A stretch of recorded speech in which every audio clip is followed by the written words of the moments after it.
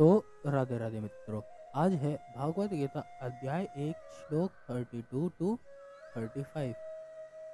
किम no राज्येन Govind किम भोगर्जीवितेन वा येषामृते कांडशितम no राज्यम भोगा सुखानि च ते इमे अवस्थिता युद्धे प्राणवस्त्यक्त्वा धनानि च आचार्यः पितरं पुत्रस्तुतेव च पितामहम् मातुलाम है शिशुराम है पौत्राम है शालाम है संबंधिन स्थिता एतानन हन्तुमिच्छामि धन्तो अपि हि मधुसूदनम् अपि त्रिलोकराज्यस्य हेतुं किनु मही कृते निहत्य धृतराष्ट्रनने का प्रीति ही सजा जनार्दनम। अर्थात हे गोविंद, हमें राज्य सुख अथवा इस जीवन से क्या लाभ, क्योंकि जिन सारे लोगों के लिए हम उन्हें चाहते हैं कि वे इस युद्ध भूमि में खड़े हैं, हे मधुसूदन, वे जब गुरुजन पितृगण पुत्रगण पितामह मामा ससुर पौत्रगण साले तथा अन्य सारे संबंधी अपना धन एवं प्राण देने के लिए तत्पर हैं और मेरे समक्ष खड़े हैं, तो फिर मैं इन सबको क्यों मारना चाहूँगा, भले ही वे मुझे क्यों ना मार डालें। हे जीव के पालक, मैं इन सबों से लड़ने को तैयार नहीं, भले ही बदले में मुझे तीनों लोगों को क्यों ना मिलते हों। इस पृथ्वी की तो बात ही छोड़ दें, भला धृतराष्ट्र के पुत्रों को मारकर हमें कौन सी प्रसन्नता मिलेगी।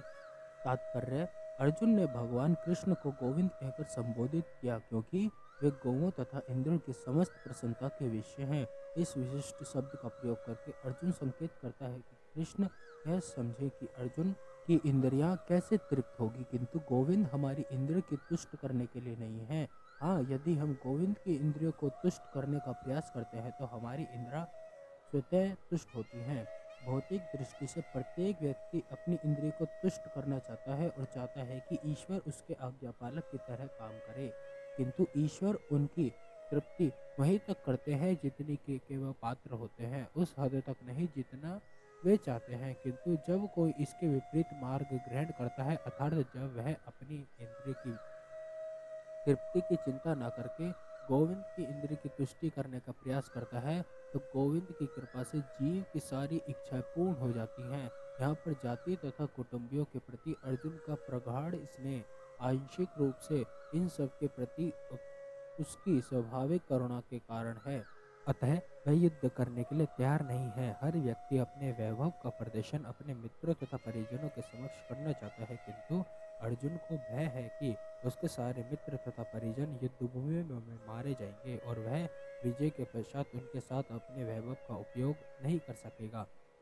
भौतिक जीवन का यह सामान्य लेखा जोखा है, किंतु आध्यात्मिक जीवन इससे स्वतः भिन्न होता है। जो कि भक्त भगवान की इच्छा की पूर्ति करना चाहता है, अतः भगवत इच्छा होने पर वह भगवान की सेवा के लिए सारे ऐश्वर्य स्वीकार कर सकता है, किंतु यदि भगवत इच्छा ना हो तो वह एक पैसा भी ग्रहण नहीं करता। अर्जुन अपने संबंधियों को मारना नहीं चाह रहा था, और यदि उनको मारने की आवश्यकता हो तो अर्जुन की इच्छा थी कि कृष्ण स्वयं उनका वध करें। इस समय उसे पता नहीं है कि कृष्ण उन सबको युद्ध भूमि में आने के पूर्व ही मार चुके हैं और अब उसे निमित्त मात्र बनना है। इसका उद्घाटन अगले अध्याय में होगा। भगवान का असली भक्त होने के कारण अर्जुन अपने अत्याचारी बंधुओं से प्रतिशोध नहीं लेना चाहता था, किंतु यह तो भगवान की योजना थी कि सबका वध हो। भगवत भक्त दुष्टों से प्रतिशोध नहीं लेना चाहता, किंतु भगवान दुष्टों द्वारा भक्त के उत्पीड़न को सहन नहीं कर पाते।